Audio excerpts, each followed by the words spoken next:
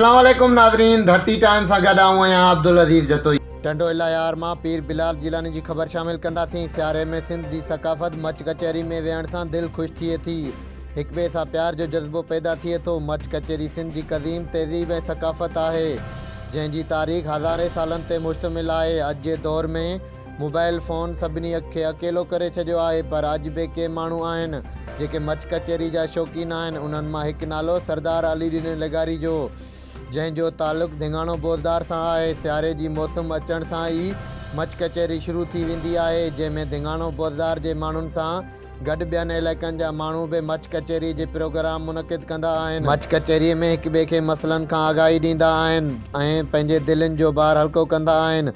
दिफ़ा Pakistan wing जे सरबराह ॾाक्टर पीर जैलानी सरदार लेगारी जी much कचहरी जी दावत में शिरकत कई, जंहिंमें रईस मौला बख्श लेगारी, रईस कालू खान लेगारी, रईस गुलाब Khan लेगारी, landlord rice Amanullah Khan लेगारी, doctor तालिब हुसैन लेगारी, रईस कायम खान बेरानी, रईस समर खान लेगारी, सदीक लेगारी, पीर एजाज शाह जैलानी बि शिरकत कई।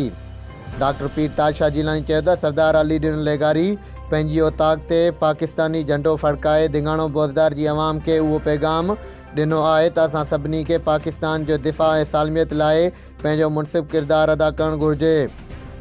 पाक अफ़वाज असांजे प्यारे मुल्क जी दिफ़ा ऐं सालमियत जी ज़ामिन आहे ऐं हर क़िस्म जी जारियत जो मुंहुं तोड़ जवाबु ॾियणु ॼाणे थी। सरदार लेगारी चयो त धिंगाणो बोज़दार जी अवाम अमन अमात पसंदि आहे, असांखे हर मकतबा फ़िक्र सां प्यार आहे।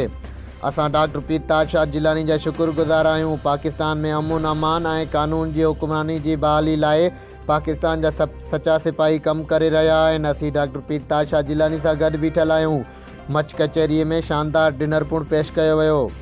अचो त ॾिसूं था मच कचहरीअ जूं कुझु झलकियूं।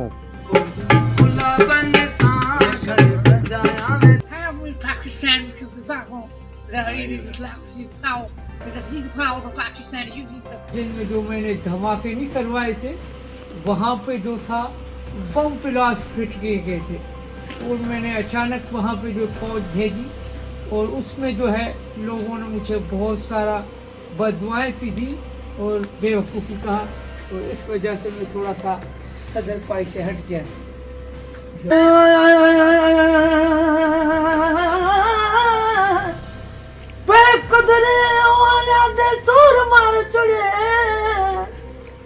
धक लॻई पिरी तूं यार मल बेवफा थी वञे, धक लॻण तूं ॾाढा मल आवण दा यार साल दा हट वञे। ख़्वाब हो जाव का खबर ही न पई। आपको पता है मेरा खाली मेरे दिमाग की बच्ची काम नहीं करती। खुशबू अपने शहर पड़े पड़े एकदम पापी लगी हुई है, यहाँ पे आ गए। अरे पतलू तुम्हें क्या पता, यहाँ पे उसकी शादी नहीं हो रही और पहले से ही बर्बाद है। ओहो, आपको पता है इसकी शादी तो हो जाएगी। ओहो, आप कैसे बन सकते हो? मोटू के पास कैसे पैसा पड़ा जा सकता है? ये तो पैसा हमारे पास आ सकता है। वो कसम मेरी मरीजों की यार, आपको तो पता ही यार।